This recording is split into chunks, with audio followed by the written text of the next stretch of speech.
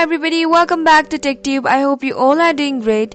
So in today's episode, I am back with another tutorial video of how you can get back all calendar events on your iPhone. So just to do that, go ahead and open up your settings on your iPhone. And here on the settings, if you scroll all the way down, you can see the calendar option. Tap on it. In here you can see many different options again. Now there you can see option sync. Go ahead and tap on it.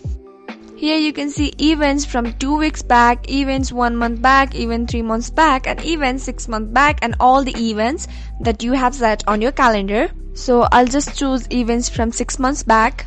So the calendar applications won't show you the event that you have deleted on your calendar. So if you have deleted that event, that it won't show you. And if you haven't deleted your past event from your calendar, then it will definitely show you.